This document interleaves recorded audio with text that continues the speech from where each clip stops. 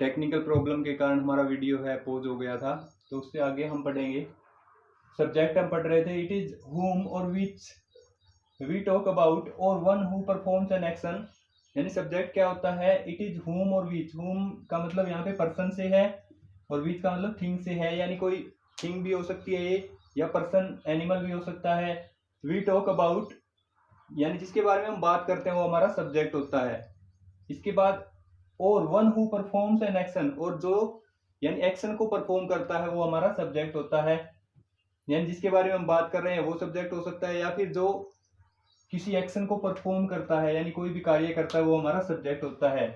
इसके अलावा आप लिख सकते हैं it is hero of our sentence और it is doer in our sentence. यानी ये कार्य को करने वाला होता है, ये हमारा हीरो होता है, सब्जेक्ट हमारा हीरो होता है। इसके बाद सब्जेक्ट यानी एग्जाम्पल से आपको समझ में आ गया होगा, जैसा मैंने पहले एग्जाम्पल बताया था, I am a teacher, I am a teacher. यानी आई हमारा सब्जेक्ट था, क्योंकि वहां पे हम सब्जेक्ट के बारे में बात कर रहे थे। किसके बारे में बात कर रहे थे, आई के बारे में, तो आई हमारा सब्जेक्ट है वहां पे। अब सब्जेक्ट के बारे में आपको 5 थिंग्स बताने वाला हूँ, यानी 5 चीजें मैं आपको बताऊंगा सब्जेक्ट के बारे में जो बहुत ही इंपॉर्टेंट है, तो आप उनको लिख सकते हैं। सबसे पहला, सब्जेक्ट की हम पहचान कैसे करेंगे, यानी ये होगा हु और व्हाट, जिसका हमें आंसर देगा। यानी जो सेंटेंस में जो भी वर्ड हमें हु या व्हाट का आंसर देगा वो हमारा सब्जेक्ट होगा हमेशा, हु और व्हाट। दूसरा, हमारा सब्जेक्ट या तो नाउन होगा या फिर प्रोनाउन होगा, यानी ये 2 ही वर्ड हमारे सब्जेक्ट बन सकते हैं। तीसरा वर्ड हमारा सब्जेक्ट कभी भी नहीं बनेगा, या तो नाउन हमारा सब्जेक्ट हो सकता है या फिर प्रोनाउन हो सकता है। इसके बाद मैं बात करूंगा, सब्जेक्ट हमारा सिंगुलर हो सकता है, शॉर्ट में लिख रहा हूं मैं, प्लूरल भी हो सकता है, यानी सब्जेक्ट हमारा एक वचन भी हो सकता है और बहुवचन भी हो सकता है, ये कोई जरूरी नहीं है, दोनों हो सकते हैं। इसके बाद सब्जेक्ट हमारा सेंटेंस के बिगिन में भी हो सकता है, मिड में भी हो सकता है और एंड में भी हो सकता है। यानी सब्जेक्ट की शुरुआत में भी हमारा सेंटेंस आ सकता है, सेंटेंस के बीच में भी आ सकता है और सेंटेंस के लास्ट में भी हमारा सब्जेक्ट है वो आ सकता है।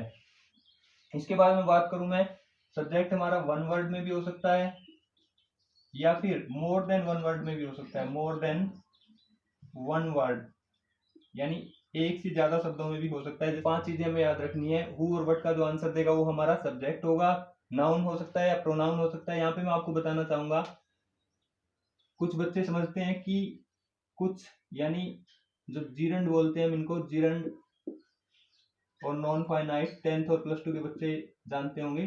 नॉन फाइनाइट्स में यानी हम जिसको इन्फिनिटिव बोलते हैं, इन्फिनिटिव, नॉन फाइनाइट्स में 2 पार्ट है, इन्फिनिटिव यानी ये वर्ब का काम करते हैं। ऐसा नहीं होता है, ये हमारे सब्जेक्ट हो सकते हैं, जिरंड भी हमारा सब्जेक्ट हो सकता है और इन्फिनिटिव भी हमारा सब्जेक्ट हो सकता है, लेकिन ये काम किसका करते हैं, दोनों हमेशा ये नाउन का काम करते हैं।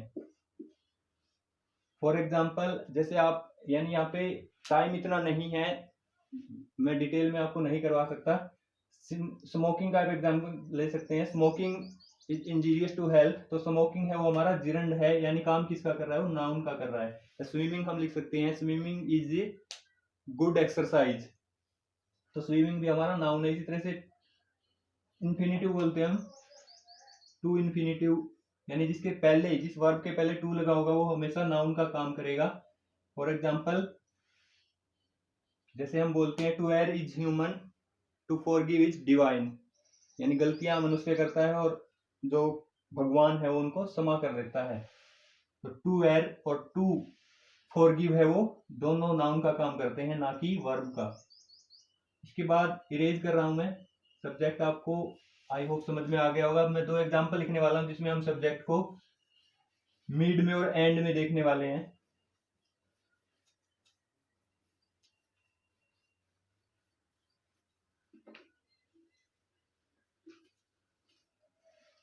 एग्जाम्पल लिख रहा हूं मैं, सब्जेक्ट जहां पे मिड में होगा और दूसरे में एंड में होगा। After having dinner my father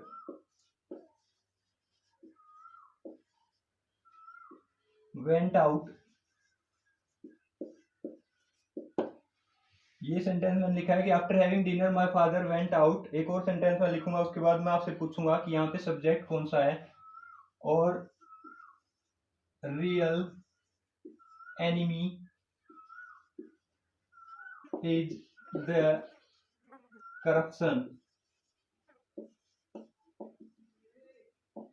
corruption यानी भ्रष्टाचार, और real enemy is the corruption, हमारा जो असली दुश्मन है वो भ्रष्टाचार है। After having dinner my father went out, यानी रात का खाना खाने के बाद मेरे पिताजी बाहर चले गए। तो मैंने आपको बताया जो हु और व्हाट का आंसर देगा वही हमारा सब्जेक्ट होगा। तो यहाँ पे हमारा सब्जेक्ट क्या है, यानी रात का खाना खाने के बाद मेरे पिताजी बाहर चले गए। कौन बाहर चले गए, माय फादर। तो माय फादर यहाँ पे मेरा सब्जेक्ट है जो कि सेंटेंस के मिड में है। और real enemy is the corruption, बहुत से बच्चे बोलते हैं कि और यानी ये प्रोनाउन है तो ये हमारा सब्जेक्ट है। नहीं, ये हमारा सब्जेक्ट नहीं है।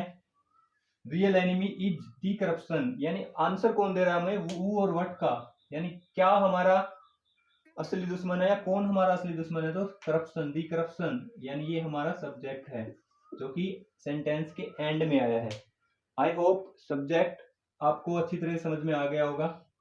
इसके बाद हम बात करेंगे प्रेडिकेट की। प्रेडिकेट, विधेय जिसको हम हिंदी में कहते हैं विधेय।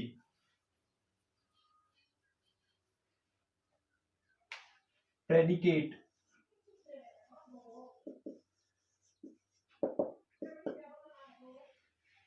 नाउन प्रोनाउन आपको बता दिया था, वन वर्ड और मोर देन वन वर्ड, यानी आप अपने आप इस चीज को समझ सकते हैं जो बड़ी क्लासों के बच्चे हैं। यानी आई एंड ही, इस तरह से, या राम एंड श्याम, या कोमा लगा होता है तो यानी मोर देन वन वर्ड में भी हो सकते हैं, या सिंगुलर और प्लूरल हो सकते हैं। यानी वी हो सकता है, we are the native of India, इस तरह से हम सेंटेंस बना सकते हैं। तो वी हमारा क्या, प्लूरल सब्जेक्ट है। इसके बाद हम बात करेंगे प्रेडिकेट यानी विधेय। The predicate is,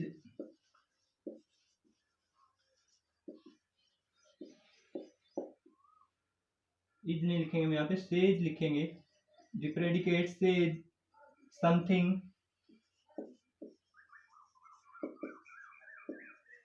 about the subject. The predicate says something about the subject, यानी प्रेडिकेट है वो कुछ ना कुछ कहता है किसके बारे में, सब्जेक्ट के बारे में।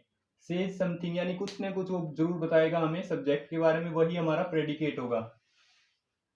अब प्रेडिकेट में हमारे पास यानी तीन पार्ट हो सकते हैं प्रेडिकेट के। प्रेडिकेट को हम क्लासीफाई कर सकते हैं, डिवाइड कर सकते हैं थ्री पार्ट्स में। वो कौन कौन से होते हैं, फर्स्ट हमारा होगा वर्ब, सेकंड होगा ऑब्जेक्ट, और थर्ड होगा कॉम्प्लीमेंट।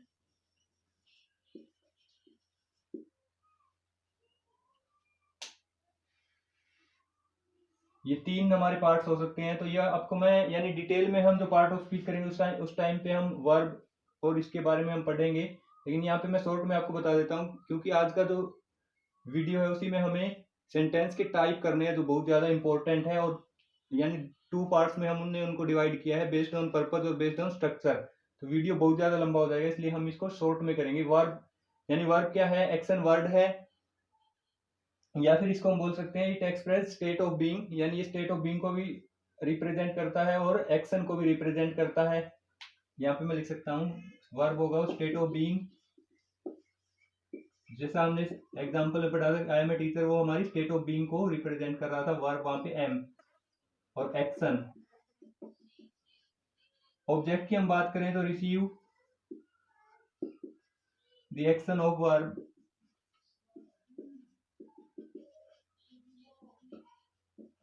वर्ब का जो एक्शन है, वर्ब का जो कार्य है उसको ये रिसीव करने वाला है, यानी जो या इफेक्ट हम बोल सकते हैं सब्जेक्ट का जिसके ऊपर इफेक्ट होता है उसे हम ऑब्जेक्ट बोलते हैं। कॉम्प्लीमेंट यानी ये पूरा करने वाला है, जहां पे जो सब्जेक्ट का इफेक्ट है वो किसी के ऊपर ना पड़े, यानी कोई भी प्रभाव ऑब्जेक्ट के ऊपर ना पड़े, या जो दूसरे वर्ड्स है हमारे सेंटेंस में उनके ऊपर जब सब्जेक्ट का कोई प्रभाव ना पड़े तो वो हमारा कॉम्प्लीमेंट होता है। एग्जाम्पल से हम इसको अच्छे से समझेंगे। पहले मैं इसको इरेज कर रहा हूं।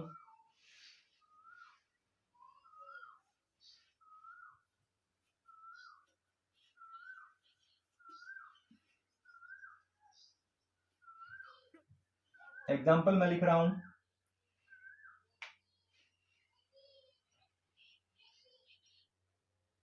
Delhi is the capital of India. Delhi is the capital of India, यानी यहाँ पे हमें सब्जेक्ट, वर्ब और प्रेडिकेट, ऑब्जेक्ट या कॉम्प्लीमेंट को हमें पहचानना है। तो सबसे पहले Delhi is the capital of India यानी दिल्ली भारत की राजधानी है। तो हु का आंसर कौन दे रहा है, हु और व्हाट का, दिल्ली, यानी दिल्ली हमारी राजधानी है। तो दिल्ली हु का आंसर दे रही है, हमारा सब्जेक्ट है। इज दी यानी यहाँ पे ये हमारी वर्ब है, हेल्पिंग वर्ब है।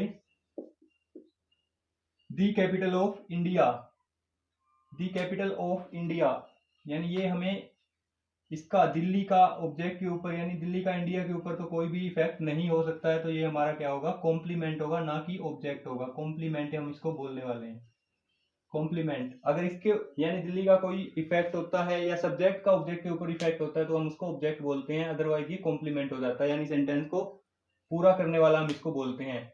और यहां से लेकर के यानी इज से लेकर के ये सारा हमारा है प्रेडिकेट, यानी वर्ब और कॉम्प्लीमेंट को हम बोलेंगे प्रेडिकेट। दूसरा मैं एग्जांपल लिखूंगा ऑब्जेक्ट का, जिससे आपको अच्छे से समझ में आ जाएगा। ईट ए मैंगो। अब यहाँ पे आप देख सकते हैं आई यानी सब्जेक्ट है, ईट ये वर्ब है हमारी, ए मैंगो ये हमारा ऑब्जेक्ट होगा, क्योंकि मैंगो के ऊपर आई का जो इफेक्ट है वो पड़ने वाला है। तो ये हमारा ऑब्जेक्ट होगा, ना कि कॉम्प्लीमेंट होगा। ये हमारा सब्जेक्ट है और ये हमारी वर्ब है। आई ईट ए मैंगो, दिल्ली हम लिख सकते हैं यहाँ पे, यानी जिनको पसंद है वो दिल्ली एक आम खाते हैं या खा सकते हैं। प्रेजेंट, सिंपल प्रेजेंट का ही टेंस है।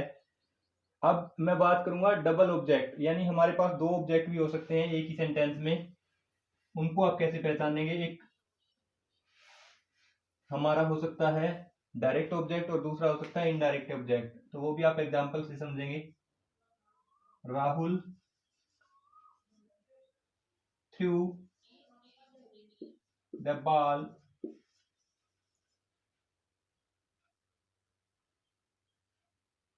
हार्ड ऑन मी।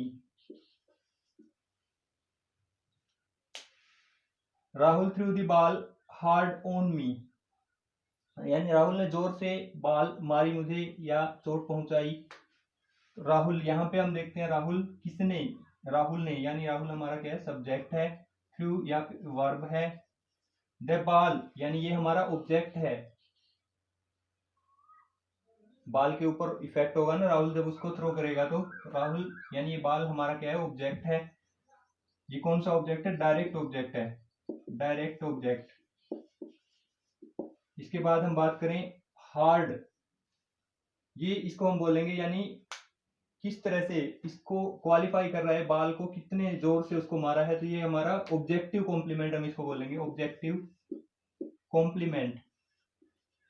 एक ऑब्जेक्टिव कॉम्प्लीमेंट होता है और एक सब्जेक्टिव कॉम्प्लीमेंट होता है, यानी जहां पे जिस केस में जिस सेंटेंस में ऑब्जेक्ट होता ही नहीं है वहां पे हमारा जो कॉम्प्लीमेंट होगा वो हमेशा सब्जेक्टिव कॉम्प्लीमेंट होगा। यानी जहां पे ऑब्जेक्ट नहीं होता उस सेंटेंस में हमारा जो कॉम्प्लीमेंट होगा वो सब्जेक्टिव कॉम्प्लीमेंट होगा, और जहां पे ऑब्जेक्ट होता है और उसको यानी उसकी कोई विशेषता बता रहा है कोई वर्ड, वो हमारा ऑब्जेक्टिव कॉम्प्लीमेंट होगा। ऑन मी, और ये हमारा है me, indirect object, indirect object. Rahul threw the ball hard on me, यानी राहुल ने जोर से मेरे ऊपर बॉल फेंकी या मुझे मारी। तो आप समझ सकते हैं direct object, indirect object, objective complement, subjective complement, ये सब आपको समझ में आ गया होगा। अब हम बात करने वाले हैं टाइप्स ऑफ सेंटेंस की।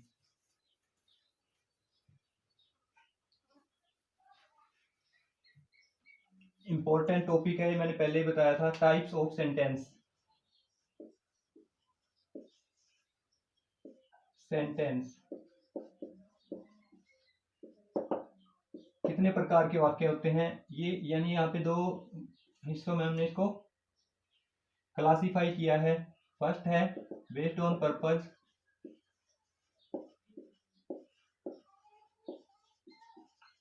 और सेकंड है बेस्ड ऑन स्ट्रक्चर, यानी स्ट्रक्चर के आधार पे और पर्पज के आधार पे हम सेंटेंस को क्लासिफाई करते हैं। सबसे पहले यानी टाइप्स ऑफ सेंटेंस बताने से पहले मैं थोड़ा सा आपको बताऊंगा फॉर्मेशन ऑफ सेंटेंस के बारे में, यानी सेंटेंस बनाने के लिए हमें क्या क्या चाहिए। जो हमने एग्जांपल देखे, यानी वो मोर देन 2 वर्ड थे, यानी अगर हमारे पास 2 वर्ड है तो भी हम सेंटेंस बना सकते हैं। हमने सबसे पहले हमें चाहिए सब्जेक्ट, सब्जेक्ट यानी सेंटेंस को क्रिएट करने के लिए हमें क्या चाहिए, सब्जेक्ट और verb to form a sentence. अगर ये दो हमारे पास है तो हम सेंटेंस को क्रिएट कर सकते हैं, फॉर्म कर सकते हैं। For example birds fly, dogs, sorry यहाँ पे सिंगुलर लेते हैं हम, डॉग बार्क्स। और एक एग्जांपल मैं लिख रहा हूं आई प्ले। ये तीनों हमारे सेंटेंस है क्योंकि यहाँ पे हमारे पास सब्जेक्ट भी है और वर्ब भी है, तो ये तीनों हमारे सेंटेंस है। अब मैं आपको छोटी सी चीज यहाँ पे बताना चाहूंगा कि यहाँ पे मैंने लिया है प्लूरल, प्लूरल नाउन हम इसको बोल सकते हैं, या प्लूरल सब्जेक्ट। यहाँ पे है सिंगुलर सब्जेक्ट या सिंगुलर नाउन, और यहाँ पे है आई, यानी ये भी सिंगुलर नाउन है या सिंगुलर सब्जेक्ट है हमारे, या प्रोनाउन हम इसको बोल सकते हैं क्योंकि आई हमारा प्रोनाउन है। बर्ड फ्लाई यहाँ पे हमारी वर्ब है, कौन सी वर्ब अप्लाई, प्लूरल वर्ब है। बार्क्स हमारी सिंगुलर वर्ब है और प्ले हमारी प्लूरल वर्ब है। तो ये आपको पता होगा कि वर्ब की जो फर्स्ट फॉर्म होती है हमेशा प्लूरल फॉर्म में होती है, और उसको सिंगुलर बनाने के लिए हमें एस या IES उसके अंदर ऐड करना होता है। जैसा कि आप देख सकते हैं बार्क्स में, यानी ये बार्क होता तो ये प्लूरल होता, अगर हमने इसमें एस ऐड किया तो ये सिंगुलर वर्ब है। इसी तरह से फ्लाई है और प्ले है, ये हमारी प्लूरल वर्ब है। इनको हमें सिंगुलर बनाने के लिए क्या करना होता है, SES और IES हम इनके अंदर ऐड करते हैं। वाई को रिप्लेस करके कई बार हम SES और सॉरी वाई की जगह पे IES ऐड करते हैं। तो यहाँ पे ये भी एक सब्जेक्ट वर्ब जो सब्जेक्ट वर्ब कॉनकॉर्ड बोलते हैं हम, या सब्जेक्ट वर्ब एग्रीमेंट बोलते हैं, उसका रूल है कि अगर हमारा सब्जेक्ट सिंगुलर है तो सिंगुलर वर्ब होगा, सब्जेक्ट प्लूरल है तो प्लूरल वर्ब होगा। लेकिन एक ये यहाँ पे एक्सेप्शन है, एक्सेप्शन हम इसको बोलते हैं, एक्सेप्शन, क्योंकि आई हमारा सिंगुलर प्रोनाउन है, सिंगुलर नाउन है, सिंगुलर सब्जेक्ट है, लेकिन ये हमेशा हमेशा नहीं कहूंगा मैं, ये यानी बहुत से केस में प्लूरल वर्ब लेता है और बहुत से केस में सिंगुलर वर्ब लेता है। तो आई का हमें ध्यान रखना है। बाकी जितने भी सब्जेक्ट है वो सिंगुलर है तो सिंगुलर सब्जेक्ट है तो सिंगुलर वर्ब रहेगी, और प्लूरल प्लूरल अगर हमारा सब्जेक्ट है तो प्लूरल वर्ब रहने वाली है। लेकिन आई के केस में जैसे आई हैव या आई एम, ये हो सकता है सिंगुलर के साथ, यानी आई हैव प्लूरल है और यहाँ पे आई प्ले लिखा है हमने, ये भी प्लूरल है, लेकिन आई वॉज भी हो सकता है जो सिंगुलर है। तो दोनों हो सकते हैं आई के केस में, लेकिन बाकी कोई भी सब्जेक्ट हो हमारा, सिंगुलर सब्जेक्ट है तो सिंगुलर वर्ब, प्लूरल सब्जेक्ट है तो प्लूरल वर्ब हमें यूज करनी है। और ये आप समझ गए होंगे कि नाउन को हम प्लूरल बनाने के लिए SES और IES ऐड करते हैं, और वर्ब को हम सिंगुलर बनाने के लिए SES और IES ऐड कर सकते हैं। तो ये आप लिख सकते हैं, अच्छे तरीके से आप इसको समझ सकते हैं। अब हम बात करेंगे based on purpose types of sentence. Purpose यानी उनके उपयोग के आधार पे हम कितने भागों में उनको बांट सकते हैं। There are 5 types of sentence.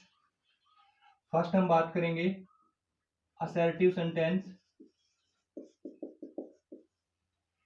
Assertive या डिक्लेरेटिव हम इसको बोल सकते हैं, declarative sentence.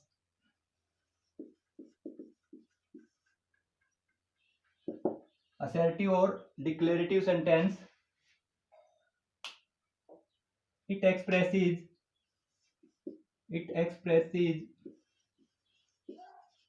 an opinion or feelings. It expresses an opinion or feeling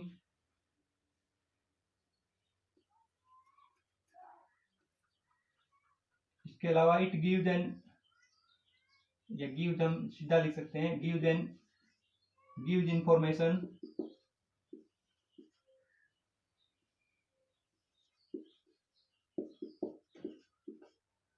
give information.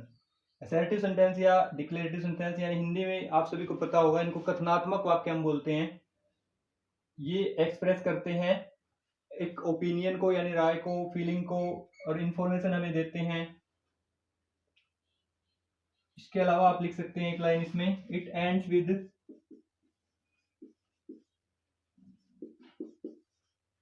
Period, it always ends with period और फुल स्टॉप, यानी इसका जो अंत होगा हमेशा पीरियड या फुल स्टॉप से होगा। इसके बाद एग्जाम्पल की बात करें, कोई भी एग्जाम्पल आप ले सकते हैं। Ram is a good boy, यानी राम एक अच्छा लड़का है। ये हमने एग्जाम्पल लिया है। जैसा आप देख सकते हैं सेंटेंस हमेशा कैपिटल लेटर से शुरू होता है और हमेशा, यानी असर्टिव सेंटेंस की हम बात करें तो फुल स्टॉप पे एंड हुआ है। इसके बाद इसी को हम दो भागों में बांटते हैं। Assertive sentence further divided into two parts which are first affirmative sentence and second is negative sentence।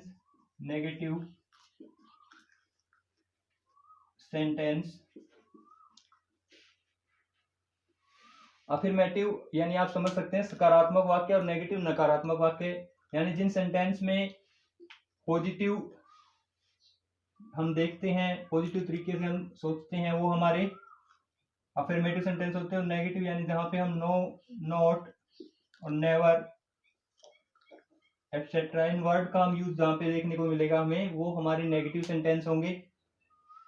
Example यानी आप यहीं पे देख सकते हैं कि Ram is a good boy, affirmative बोलेंगे हम इसको, और राम इज नॉट, अगर यहाँ पे होता है Ram is not a good boy, तो वो हमारा नेगेटिव सेंटेंस हो जाता। इसके बाद हम बात करेंगे सेकंड सेंटेंस, इंटेरोगेटिव सेंटेंस। साथ साथ में आप लिख सकते हैं, पॉज कर सकते हैं, वीडियो को दोबारा से देख सकते हैं, स्क्रीनशॉट ले सकते हैं, लेकिन आपको अच्छे से समझना है क्योंकि बहुत ही इंपॉर्टेंट टॉपिक है, 3rd क्लास से लेकर के 12th क्लास तक। सेकंड हम बात करेंगे इंटेरोगेटिव सेंटेंस। आप सभी को पता है प्रश्नवाचक वाक्य हम इनको बोलते हैं, इंटेरोगेटिव सेंटेंसेस।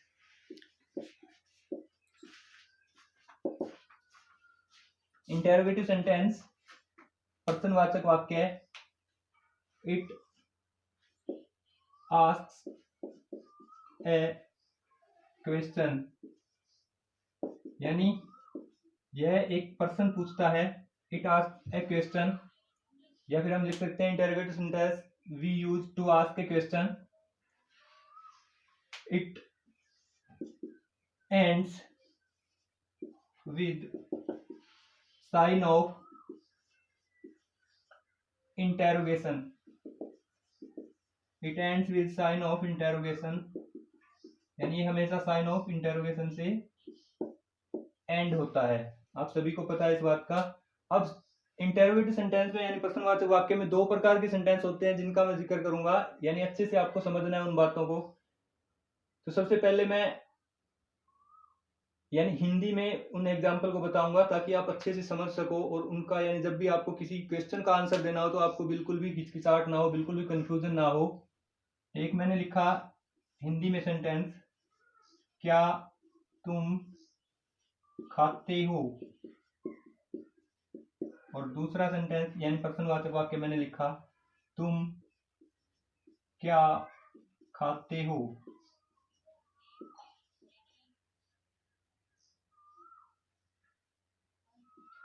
फर्स्ट है क्या तुम खाते हो, सेकंड है तुम क्या खाते हो।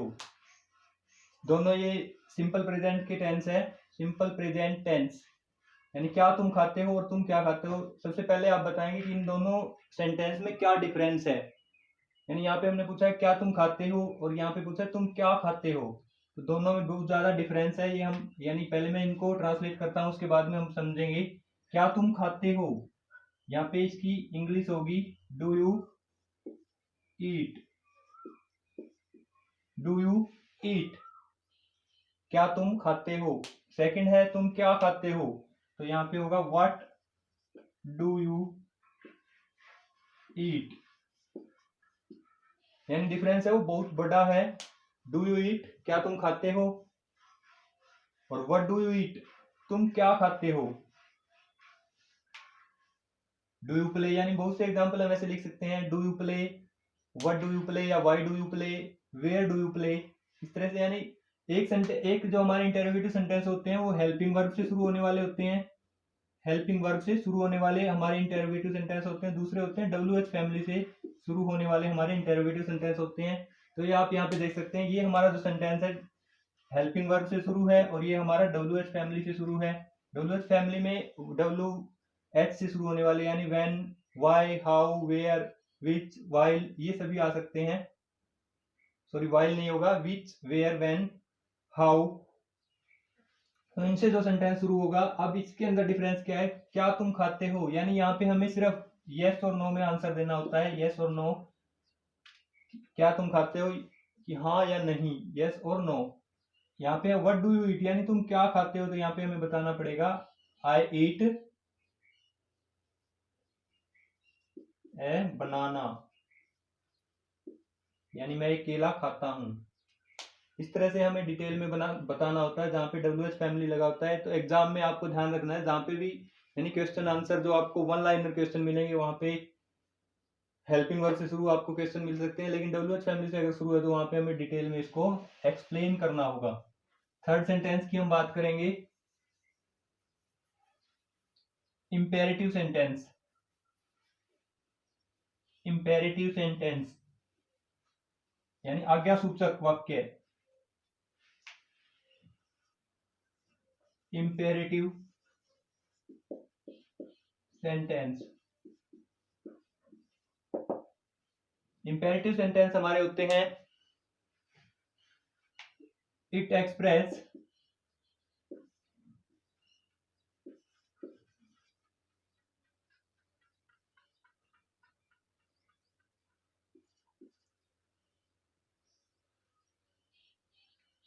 कमांड, एक्सप्रेसिज होगा यहाँ पे सिंगुलर होगा, कमांड,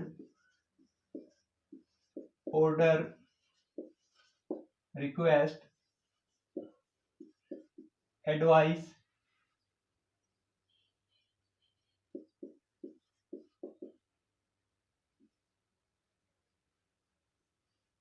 एटसेट्रा, यानी इन सभी को ये दर्शाता है, command, order, request, advice.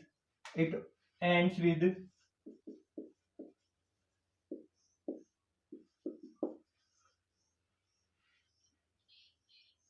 Period और यहाँ पे लिखूंगा मैं sign of exclamation, exclamation. Period से भी एंड हो सकता है और ये साइन ऑफ एक्सक्लेमेशन से भी एंड हो सकता है। एग्जांपल हम दोनों के देखेंगे। सबसे पहला एग्जांपल है,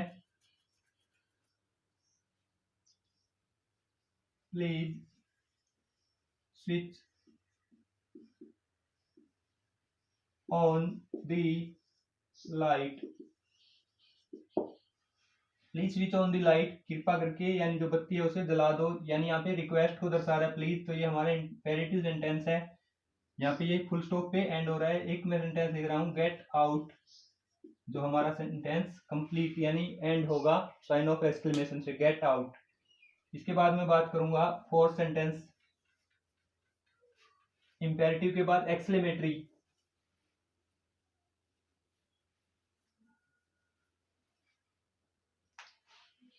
fourth, exclamatory sentences, it expresses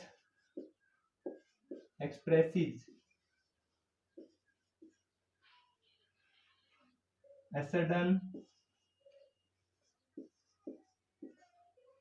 and strong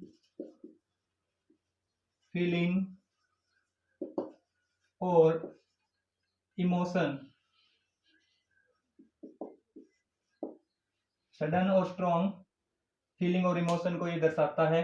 exclamatory यानी विस्मयादिबोधक, जिससे हम यानी कोई ऐसी वस्तु हम देखते हैं या कोई ऐसा दृश्य देखते हैं जिसे देख करके हम विस्मय में यानी हैरान हो जाते हैं, उसे हम बोलते हैं एक्सक्लेमेटरी या विस्मयादिबोधक वाक्य। It always ends with sign of exclamation.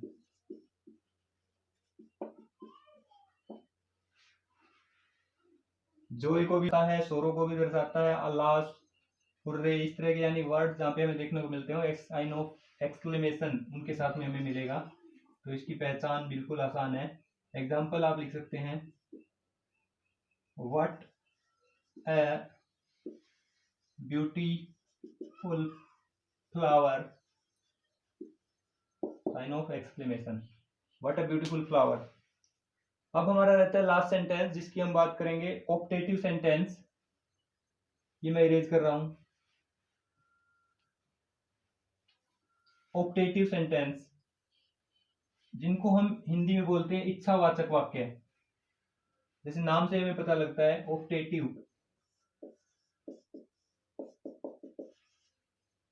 Fifth class तक शायद 4 ही पार्ट इसके आपको देखने को मिलेंगे।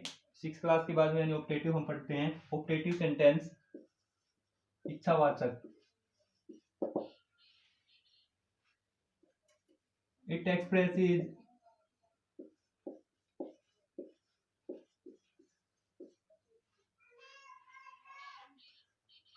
Bless, curse, keen, wish, etcetera. यानी इनको ये एक्सप्रेस करता है। इट एक्सप्रेसेस ब्लेस, कर्स, कीन और विश। कीन होता है तीव्र इच्छा, हम बोलते हैं कीन को। ब्लेस वरदान, कर्स अभिशाप, यानी ये जहां पे हमें देखने को मिलेंगे वो सभी हमारे ऑप्टेटिव सेंटेंस होंगे। It ends with full stop. For example, may our prime minister live long. May our prime minister live long, यानी ये जो ऑप्टेटिव सेंटेंस है ये हमारे शुरू होते हैं या तो विश से या फिर मे से, या फिर यहाँ पे डिजायर भी हो सकती है। यानी इफ वाले जो सेंटेंस होते हैं, wish I if I were A doctor, यानी विश हम करते हैं कि अगर काश मैं एक डॉक्टर होता, तो हम उस केस में आई के साथ भी वर्क का यूज करेंगे, यानी कल्पना के साथ में। जहाँ पे इमेजिनेशन की बात होती है तो हम आई के साथ वर्क का यूज करते हैं, अदरवाइज आई के साथ वॉज का यूज होता है अगर हम पास्ट टेंस की बात करें। तो ऑप्टेटिव सेंटेंस तक यहाँ पे हमारा कंप्लीट हो गया है। Purpose, based on purpose sentence के टाइप हम पढ़ चुके हैं। अब हम बात करेंगे बेस्ड ऑन स्ट्रक्चर।